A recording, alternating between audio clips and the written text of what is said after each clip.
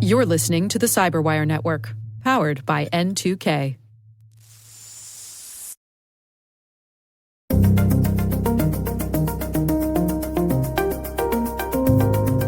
The prevalence of cyber and the fact that people have access to so much more data now means that insider threat is more often than not related to what people have access to in their day-to-day jobs. Hello, everyone, and welcome to the CyberWire's Hacking Humans podcast, where each week we look behind the social engineering scams, the phishing schemes, and criminal exploits that are making headlines and taking a heavy toll on organizations around the world. I'm Dave Bittner, and joining me is Joe Kerrigan from the Johns Hopkins University Information Security Institute. Hello, Joe. Hi, Dave. We got some good stories to share this week, and later in the show, Carol Theriault joins us. She speaks with Tom Langford, CISO at London Insurance Markets. They're talking about insider threats. But first, a word from our sponsors at KnowBe4. Even if you don't know it, your organization has a security culture.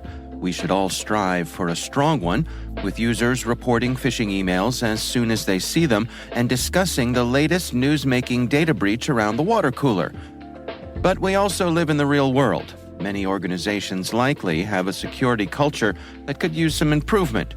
KnowBe4 has been leading the push to improve organizational security cultures through new school security awareness training for a little more than a decade. Stay with us, and in a few minutes, we'll hear from our sponsors at KnowBe4 about a new way to build your security culture to be the best it can be. All right, Joe, before we kick things off with our stories, we've got a little bit of follow-up. But first, I want to recognize we are at episode 250. I think that's right. Quarter of 1,000 episodes, Dave. That's a mark worth noting, I believe. It is. Yeah. I would say congratulations, Dave. Congratulations. Likewise. Right back at you there, my friend. 250 episodes. Yes. Yeah. All right. So we've got some follow-up here. What do we got, Joe? So Walter writes in, he says, I love the show, been listening for longer than I can remember. Well, at least 250 episodes, right? Yeah. I came across this video from IBM today and thought you might want to share it with your listeners. I'll be sharing with my friends and family. And it's a pretty good video. It's just on YouTube, and it's a video about social engineering attacks. It tells you about all the stuff that motivates people for victims in social engineering attacks and how the attackers use it. Talks about credential harvesting and things like that. It's a good video. It's about 15 minutes long. Yeah. Definitely worth a look. And we'll put a link in the show notes. Yeah, it's one of those things you can share around with your friends and family. And if they're interested, it might help bring them up to speed. Indeed. But well produced. Yes. All right. Well, let's do some stories here, Joe. Why don't you start things off for us? Dave, I'm going to start off with talking about the Verizon data breach investigation report from 2023. That's this year, Dave. Yep. They released this, I think, last month or early this month. I can't remember when, but it's been out for a while. And we haven't talked about it yet here on this show. Right. And if you just Google Verizon DBIR, this is one of my favorite reports that comes out every year, mainly because of the really nice pictures and all the really good summaries and some of the, I don't know, somewhat snarky language that they write these with. It's pretty amusing to read. I mean, it's not a dry report. I actually appreciate that writing style. Yeah. It might come off as a little bit unprofessional to somebody, but you know what? I'd rather read something that interests me and keeps me interested than something that bores me to tears. Yeah, and I'll note that it is one of the most respected and anticipated reports every year. And I've had the pleasure of interviewing some of the authors over on the CyberWire, and it's one of the reports that you can recommend without hesitation. Yep, absolutely, I would agree with that. But on page 31 of the report is where they begin their social engineering talk. And one of the things they've said is that it says social engineering incidents have increased from the previous year, largely due to the use of pretexting, which is the lie that they tell you before they ask you for something. Because if I called you and said, hey, Dave, I'm a bad guy and I want you to wire me a bunch of money because I just want it, you wouldn't do it, right? Probably not, no. I need to have some kind of lie to tell you that, hey, Dave, it's me, Peter, and I need you to wire some money to one of our sponsors because we overcharge them or something, right? Right. So that's what pretexting is. It's most commonly used in business email compromise attacks. It's doubled since last year, and the average loss in the social engineering attacks is now over $50,000. They break down the frequency in their report, their incident report. This is composed from incidences that Verizon's security organization that they contract out to other companies responded to. They responded to 1,700 incidences, and over half of them had data disclosure, and these were social engineering instances. The threat actors were almost all from the outside. There were some internal and some partner threats, but they're listed here as like 1%. I'm going to guess there's that's a rounding error, and that they're somewhere less than 1%, but it's mostly going to come from the outside, these social engineering attacks. And no surprise here, the motivation of these people is almost 90% financial. The other 11% is espionage, where they want to get some information. But 90% is they're looking for money. And I'll bet, and I'm not going to bet, I'm going to tell you that the other 11% is they're just monetizing it differently. They're just not costing the company money directly. If they're going in and getting a bunch of employee records, they're selling those records and monetizing it that way. If they're getting data, they're selling that data and monetizing it that way. Right. That's what's happening. The data that's compromised is 76% of these attacks included credential compromises. Now, credential compromises are really easy to prevent against, and we're going to talk about that in a few minutes. Some of them are internal. About a quarter of them come from internal people. So that's an insider threat, and that kind of ties in nicely with what we're talking about with our interview today. These people may not be malicious, but they are definitely working on the inside. I want to complain a little bit about some language in the report.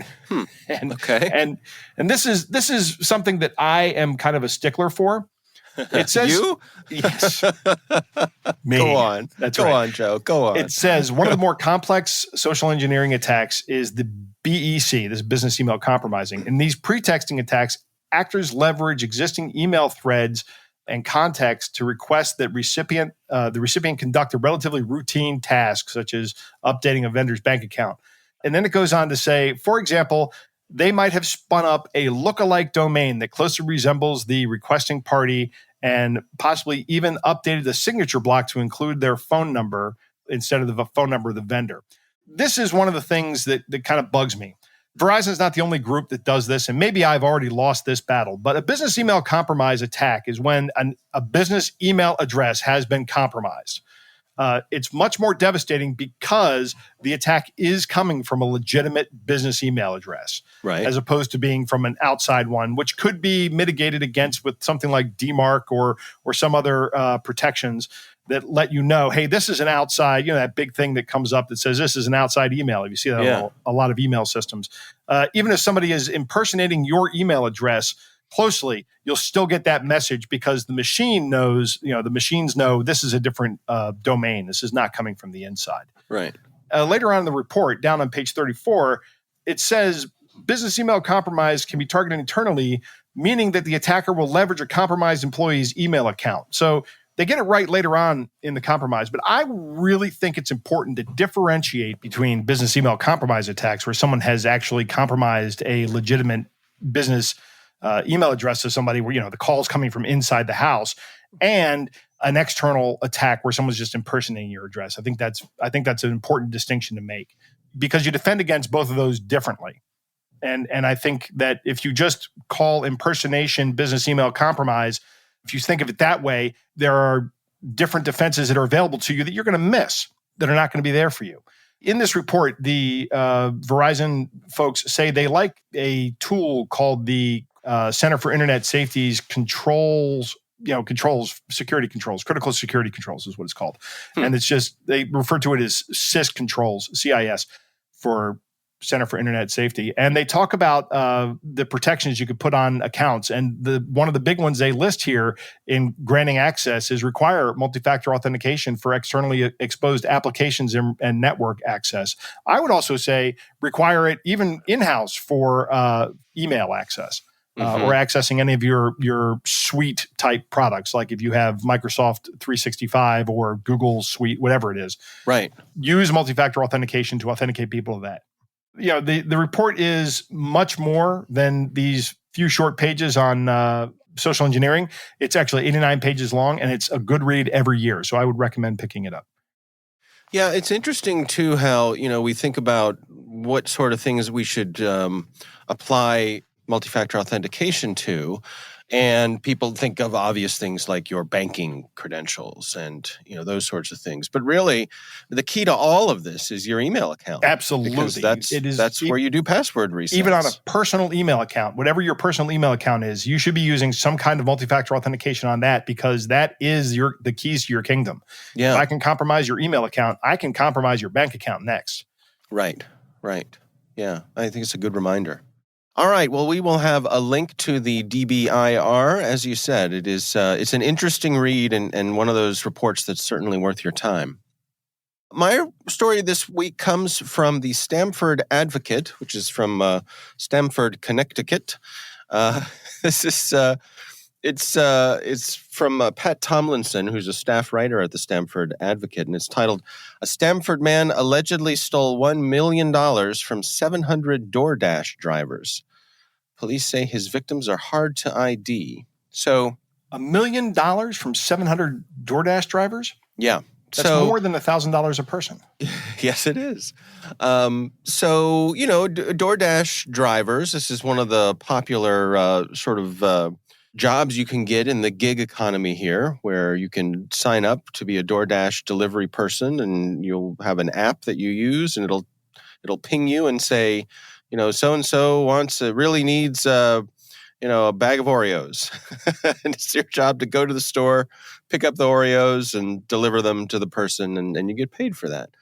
So this story starts off by tracking a DoorDasher named Alexis Cleveland, who said that she got a call during a DoorDash delivery. She was working for DoorDash. She's 29 years old. And she got a call, or a text rather, that said that she should not complete the order. And then after getting the text, there was a phone call, which came from a person claiming to be a DoorDash support team member. And this woman says, "The guy said he was from DoorDash and he told me not to complete the order. He told me to go back to my car and then he had me verify my identity. He said there was a scam going on that Dashers were involved in and they needed to make sure I wasn't involved." Yeah, so this was part of a phishing scam. So what happens is the person who calls sent her a link via text and then asked her to sign in to her DoorDash account in order to verify her identity. Right. And that is a credential harvesting. So Right. And of course, the link doesn't go to DoorDash. But then he told her that she wouldn't be able to access her account or her earnings for about 4 days. Really? So, yeah. So what do you think is going on there, Joe? She's not expecting any deposits. What's happening? Well, I think what he's doing is he's trying to put a delay on her raising a red flag by saying, so here's what I'm going to do. I'm going to give you a fake link that's going to look like a DoorDash login. You're going to go to that link. You're going to log in. I'm going to give you my credentials to log in. Right. Then you're going to go to my DoorDash account and change the destination for any money that I'm supposed to get to your bank account. Or even just change the credentials altogether so that he has access and she doesn't. Right. But by telling her that she won't be able to access the account for a few days, he's trying to put her off from worrying about that. Right. And then he also said that if she did a certain amount of dashes over those 4 days, she would get a $900 bonus. I see. Yeah, this guy's essentially getting people to work for him for free. Right. Yeah. Right. So he's incentivizing her to put in some extra work to get extra, DoorDashes, and then he will take all of the money and reroute it to himself. Yes, I get it. That's actually a pretty smart scam. Yeah. You have to find DoorDashers first. Right. And then, so I don't know if that's how you go about doing that. Maybe you, I don't know. I guess you send each phone number a unique link. Yeah, I don't know. I'm not sure how this article doesn't say how he went about finding DoorDashers, but I'm guessing that probably wouldn't be hard. Probably wouldn't be hard to buy that information. Correct. I'll bet that information is pretty easy to come by. Yeah. The police in Stamford, once they were on the case here, they found that he had over 1,750 transactions linked to over 700 different DoorDash accounts, and he had stolen over $950,000. Wow. Yeah, over several years. So this started in 2020, so right in the midst of the pandemic. Right, when DoorDash was taken off, right? Right, yeah, because nobody wanted to leave their house. Right. Yeah. So he's facing charges of first-degree larceny, third-degree identity theft, 2 counts of second-degree forgery, trafficking in personal identifying information, and first-degree computer crime for the alleged scam. So they're throwing the book at him. It says they seized $733,000 from his apartment. In cash? I think so. Wow. Yeah. I mean, the guy just has $700,000 laying around in cash. Yeah. Yeah. That's like that scene in Breaking Bad when Walter White and his wife are standing there looking at all this money. Right. What do you do with this? Right. So obviously this hurts the DoorDashers. Several people lost several $1,000s. A couple people here, ranging from a few $100s to some folks who claimed they had over $5,000 stolen from this person. Well, maybe they can get some of that back in that from that large seizure of cash that they got from his apartment. Yeah, that's what they're hoping for. And it's sort of a side note on this story. They said that they're having trouble identifying all of the DoorDashers who got scammed by this person. Yeah. I guess because of the kind of transitory nature of these gig economies where people come and go. And, right. Someone who found themselves scammed by DoorDash might say, well, I'm done with DoorDash. Right. And they might just stop doing the work. They say, well, that guy got 4 days of free work out of me and that's it. I'm done. Right. I'm going to Uber Eats.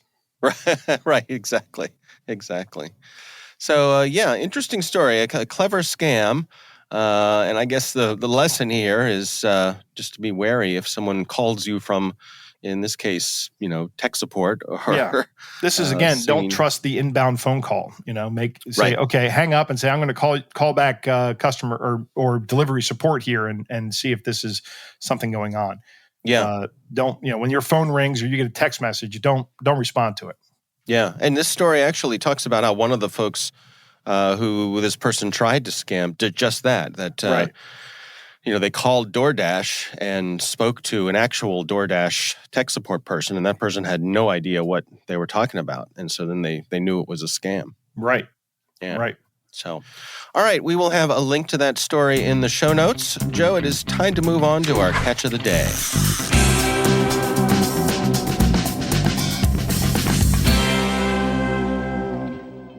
Dave, our catch of the day comes from Amy, and it's a first because it's an audio catch of the day. All right. Amy writes, "Hi guys, I'm writing to share a victory. I've listened to your podcast for a while now, and I appreciate the skepticism I've gained while on the lookout for social engineering. I've attached a voicemail that seems relatively benign on first listen, but it just didn't sit right with me. Please listen, and then I will walk you through the warning signs." So, Dave, go ahead and play the file. All right. Yes, me and Sergeant Mark Gagnon of the Falls Church Police Department. Ms. Lincoln, the police speak there regarding to an ongoing legal matter. You can reach me directly at 703-239-4840. Again, my number is going to be 703-239-4840. This is Sergeant Mark Gagnon. I'll speak with you momentarily. So that is an interesting voicemail that you received. Sounds real official. I mean, I think it might be AI generated. But if I were to pick what a police officer calling my phone would sound like, this is exactly what he would sound like. Right. So it's a pretty good. I don't know if it's fake or whatever, but it's pretty good. It's pretty good voicemail. So Amy goes on to say, "First, hearing a named police officer saying he's from a town near me is really concerning, so I was nervous. He also ends up saying that he'll speak to me soon, which I thought was also kind of intimidating. And I think that whoever developed this piece of audio did that on purpose." Yeah, it's kind of a call to action. Right. As I paused between reacting and responding, I thought, wait, I'm supposed to be panicked that a police officer is calling me, and the officer saying he'll talk to me soon implies urgency. So that's also supposed to stop me from thinking. So I took a deep breath and kept thinking, which is excellent. Good work, Amy. There's a part where it sounds like he may be saying something that sounds like my name, but that's kind of garbled. And I know exactly what she's talking about. If you go back and listen to it, there is like this garbled portion of it. You can't really understand what's being said there. And I think that's also by design.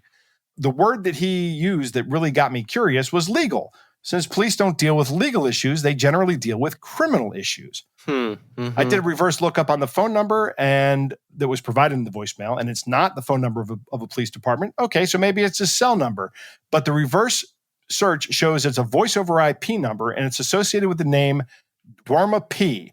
The caller says he's Sergeant Mark Gagnon. I Googled Sergeant Mark Gagnon, and strangely, the first hit is Sergeant Clark Gagnon from the Falls Church Police Department. So it's kind of like lining up a little bit, but not all the way, right? Which is interesting. So Amy says she still felt nervous about the possibility of it being real. So she had a former police officer friend of hers listen to the message, and then he called the number, and it sent him to voicemail. It was a woman's voice, and he hung up. Then he called the Falls Church Police Department. They confirmed that there's no one by the name there. And then the scammer calls back to Amy's friend's phone and identifies himself as Sergeant Mark Gagnon with the Falls Church Police Department. And the person says, well, that's funny because I just talked to the Falls Church Police Department and they've never heard of you. And the scammer just hung up. Yeah, which is really good. So my friend told me this, and I felt validated and elated, and I was happy that my gut was right. Thank you for all the valuable lessons over all these years and warning all the folks out there getting similar calls. So yes, Amy, I am very happy to hear that this worked out for you and that we have provided you the level of skepticism necessary to not be scammed by this. This is receiving that phone call, not knowing what it is or what it could be can absolutely just shut you down. You'd be like, I better call this police officer right now. Also, by the way, if you actually do get a call from a police officer talking about something, your first call probably shouldn't be to a police officer. It probably should be to an attorney. Right. Yeah. First, Amy did everything right here. Yes, she did. You know, she just from beginning to end. So tip of the hat to Amy for that. This scam reminds me of one of my ongoing pet peeves, which is a related scammy kind of thing where someone calls and they say, this is Officer so-and-so from the such and such police department. Please give me a call back. And you call them back and they're just out soliciting money for donations. Yeah, for the FOP or something. Yeah. And they're not. I mean, it's, I don't know what percentage of the money goes to the police or whatever. It might just be completely a scam. But similar to this, they're just using your reaction, your emotional reaction to being called by the police. They're taking advantage of that. Right. And you just need to be mindful of it. Absolutely. Yeah, if the police really want you, they will show up at your door. That's right. That's one of the things I forgot to mention. If the police have a warrant for your arrest, they will not call you in advance. That's right. That's right. They will come and get you. Yes, that is true. All right. Well, our thanks to Amy for writing in. We do appreciate her taking the time. We would love to hear from you. You can email us. It's hackinghumans@n2k.com.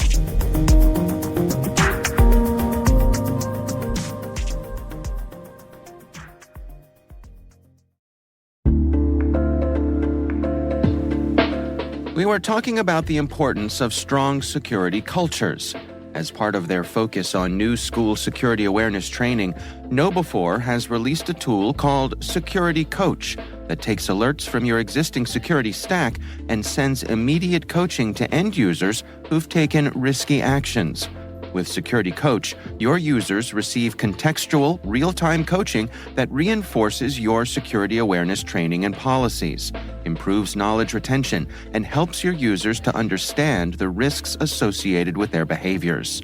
Security Coach helps you take a data-driven approach to quantifying and reducing human risk by combining your existing security layers with real-time behavioral coaching and new school security awareness training. Doing this significantly improves the understanding and retention of your users, leading to a stronger security culture across your whole organization. Learn more about Security Coach at knowbe4.com/securitycoach. That's knowbe4.com/securitycoach.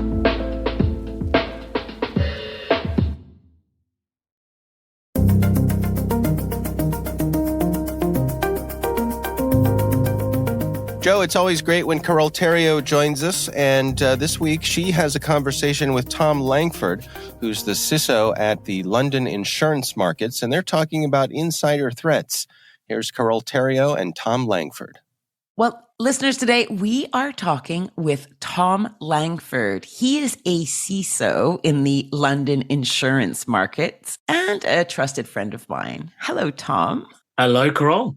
Today we're going to talk insider threats. So as a quick overview, an insider threat is kind of defined as a cybersecurity risk that starts within the organization. So it typically occurs when a former employee or maybe a contractor or a vendor or even a partner with a legitimate user credential, and they misuse that to access data to the detriment of the organization's network systems. Is that a fair definition, Tom? Yes, it is. But it's also, the insider threat is not something that's new or has just come about as, through cybersecurity. There's been insider threats, everything from, espionage, for instance, intellectual theft, let's see, workplace violence, for instance, or even just theft, financial theft, for instance. So, a financial controller who's channeling money out, that's still considered an insider threat. So it's part of a sort of a broader category, but the prevalence of cyber and the fact that people have access to so much more data now means that insider threat is more often than not related to what people have access to in their day-to-day jobs.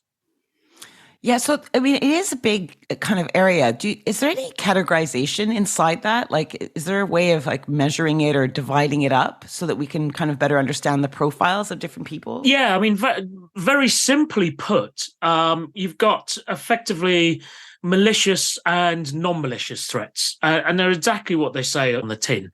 So, malicious means that your insider is deliberately leaking information or is deliberately stopping your network from working or switching off computers. And that's normally the case with disgruntled ex-IT employees who still have access to systems that they shouldn't have and things like that. And the other one is unintentional or, non-malicious negligence. So people who are just trying to get their job done and might copy data onto a USB key or accidentally send it to their spouse instead of to a client or something like that. And I think it's worth saying that the unintentional, the non-malicious, is by a significant amount far greater than malicious. People are just trying to do their jobs as best they can. Right. So when we talk about insider threats, we are excluding third-party ne'er-do-wells or malicious actors from the cycle, from the supply chain. I don't know if you can call it that, but yeah, that's right. It's quite literally insider. So it's if there's a third party involved and they are asking you to divulge secrets or they're tricking you, then that sort of falls into a different category. They're socially engineering you, it's phishing, spear phishing, all those other sort of various names that we security professionals like to give it. Whereas the insider threat, like I said, the vast majority is wholly unintentional, and it's purely because of ignorance, fear. They're fearful for their jobs if they don't do something right, or quite literally, they are just trying to get their job done, and they don't realize that copying data onto an unencrypted USB stick or something like that is actually not allowed and is letting data out. And then, of course, you got the good old-fashioned Mark I human mistake, which we all do. And we accidentally email data to the wrong party, or like in lawyers' circles or legal circles, you email it to the opposing counsel rather than to your colleague, for instance. Yeah, or you reply all. I've done that one. Reply all. That's a brilliant example. A reply all is such a good one, because before you know it, everybody's got your innermost thoughts about everyone else who you didn't really mean to include. Yep. It happens to a lot of people, the reply all problem. I'm sure. I don't know if there's fail safes today in big organizations, but God, I think it would happen. When I worked in a big organization, it happened weekly. Yeah, absolutely. And then, of course, and this is, almost the lighter side of it. You then get the chains of stop replying all, stop saying reply all to reply all, all that sort of thing. But exactly. But really, there are in certain mail systems now, there are sort of capabilities that will say, "Are you sure you want to do that?" It looks like you've got a document attached that you shouldn't have access to, etc. And so there's lots of different things that can be done to minimize this. But really, and some of it is technical, but really what it comes down to is behavioral change, and education and awareness. Yeah, because I was going to ask you before we wrap up, what can a typical employee, right? So someone who's in the office or someone who's working from home, what kind of things would you look out for, and what would you do with that information? Yeah, so it's anything. Well, actually, I'll go back. The problem with a lot of this is that our security departments, they're often underfunded. They don't have enough people. Security training and education, etc., is often seen as an afterthought, or you get put in a room once a year for an hour and have a PowerPoint shouted at you and told what not to do and all that sort of thing. And so, to a certain extent, organizations have themselves to blame for this, because they are not giving people the tools that they need to address this. So one thing that people can do is actually start asking the questions. Do we have training? Is there educational material out there that we can access that allows me to make better decisions? That's one side. The other side, of course, is there's very often in companies, you get this cultures of blame where if somebody says, I accidentally emailed this to the wrong people, then they're immediately put on, disciplinary or written warning, whatever. Whereas actually what we should be doing is embracing that, because we want people to tell us about mistakes. We want people to tell us that there's something that may well happen because of an action that they accidentally took on the horizon, rather than when that problem is jumping up and down on our feet right in front of us. And of course, if you do discipline people for admitting their mistakes, people won't admit their mistakes. And then those problems are just going to get bigger and bigger until they're massive and jumping up and down on your feet. Couldn't say it better myself. Tom Langford, London Insurance Markets. Thanks so much. Thank you. This was Carol Theriault for Hacking Humans.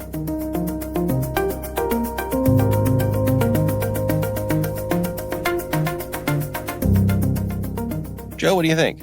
I really like the definition that Tom provides here, that an insider threat is when someone misuses access to gain information or to gain something. The only differentiating factor is that this person is not an external actor. They're an internal person, and they're solely working on their own without the control of an external actor. So he's differentiating between a social engineering attack where someone's being manipulated and an insider threat where somebody is doing something that may or may not be malicious, which is another important distinction. I like that Tom makes the distinction between malicious and non-malicious. Some of these non-malicious examples are just unintentional actions or just getting around the controls that are in place to help you do your job more quickly. Right. I would say that if you have people trying to get around your security controls to do their job, you need to reevaluate your security controls. Yes. But, it's unique for each individual organization. Yeah. Another distinction that Tom makes here is this is not new. None of this is new. It's just happening in new ways. And this is a point that Tim Leschke makes when he's talking about, he's our forensics instructor. One of the things he says is that we're not talking about new crimes. We're just talking about new ways to commit old crimes and new ways that evidence is gathered and processed. Aside from that, it's the same old crimes and the same old behaviors that people are doing. And that's the same with insider threat. But since we've been moving towards this technology and having all these technological pieces out there, servers and networks and all this stuff, one of the big issues is that people have access to so much. I mean, I remember when I was first working in a corporate environment, a friend of mine said, "Hey, look at all this stuff that's just sitting out there on the network." And you could browse people's, what they thought were private folders on the network. They were network folders. I could see everything that was on the network. And that was just the way it was set up. Yeah. It's very important to use the principle of least privilege as a concept and then to implement it. And that's really the more important part, is implementing it, right?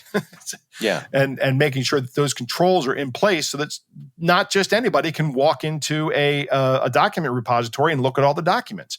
If you have a contracts department that's working on bidding a new contract or something, there's absolutely no reason why somebody in maintenance who works on existing contracts needs to know anything about it. Right? Make sure that only the people that need to have access to the documents have access to it. I also like that Tom talks about how some of these non-malicious activities can be due to ignorance or fear. And then, of course, there is what he calls the very basic unintentional mistake, the human error. Right. And our favorite example of this is the reply all. Oh, how I hate the reply all. Yeah. So there's an excellent control against this, and that is whenever you send a message to a large group of people as a business communications person, copy everybody blind carbon copy everybody, and then put yourself in the to address if you're going to do that. Yeah. Because that way, when they click reply all, the only person that gets the reply is you. Or don't put anybody in the to address, and that way, when they click reply all, they don't get anybody. There are simple controls you can put in place to prevent these kind of attack or these kind of leaks, and there's also simple controls you can put in place to stop a lot of the other unintentional or even malicious action. And of course, like I said before, principle of least privilege is king among those.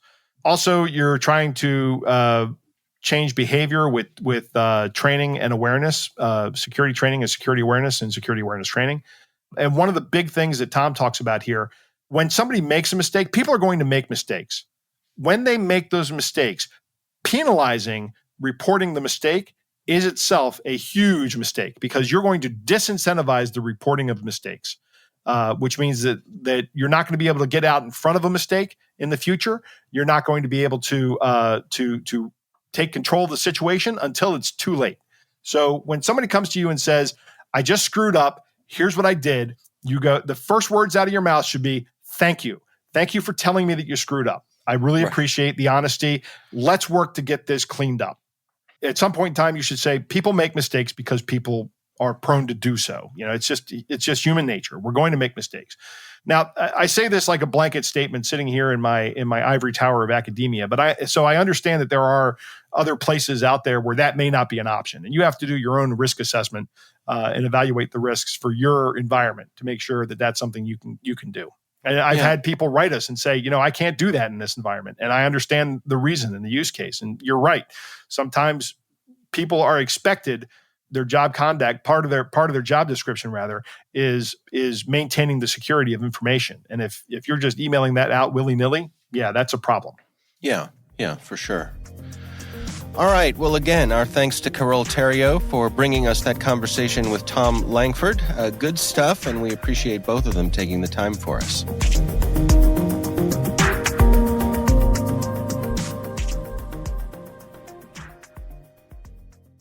We want to thank all of you for listening, and of course, we want to thank our sponsors at KnowBe4.